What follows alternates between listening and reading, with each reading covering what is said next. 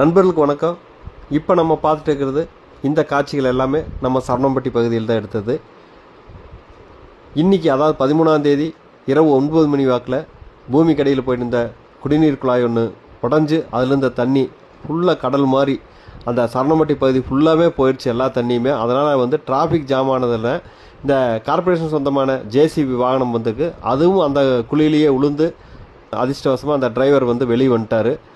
இருந்தபோதும் இந்த பகுதியில் பயங்கர டிராஃபிக் ஜாமு, அதுவாக தண்ணி கடல் மாதிரி எல்லா பக்கம் போகிறனால வாகனங்களோ மனுஷங்களோ எங்கேயும் போக முடியாத அளவுக்கு இந்த பகுதியில் இருக்குது. அதனால் பார்த்து போங்க அந்த பகுதியில் போகிறவங்க. இல்லைன்னா வேறு வழியை ரூட்டை மாற்றி போய்க்குங்க, அப்போ தான் உங்களுக்கு சேஃபாக போய் சேர முடியும்.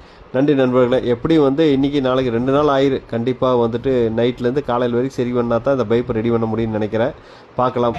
அதனால் அந்த சைடு போகிறவங்க வேறு வழியாக போய்க்குங்க, அதான் சேஃபு. நன்றி.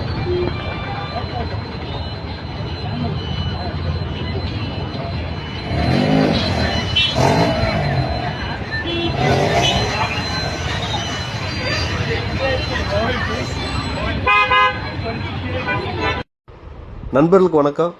இப்போ நம்ம பார்த்துட்டு இருக்கிறது இந்த காட்சிகள் எல்லாமே நம்ம சரணம்பட்டி பகுதியில் தான் எடுத்தது.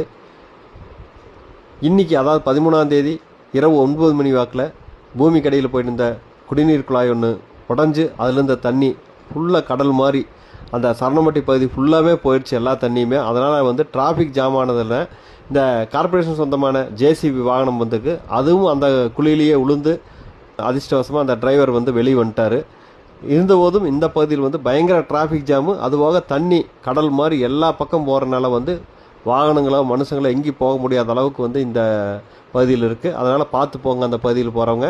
இல்லைன்னா வேறு வழியை ரூட்டை மாற்றி போய்க்குங்க, அப்போ தான் உங்களுக்கு சேஃபாக போய் சேர முடியும். நன்றி நண்பர்களே. எப்படியும் இன்றைக்கி நாளைக்கு 2 நாள் ஆயிரு கண்டிப்பாக நைட்லேருந்து காலையில் வரைக்கும் சரி பண்ணால் தான் இந்த பைப்பை ரெடி பண்ண முடியும்னு நினைக்கிறேன். பார்க்கலாம். அதனால் அந்த சைடு போகிறவங்க வேறு வழியாக போய்க்குங்க, அதான் சேஃபு. நன்றி.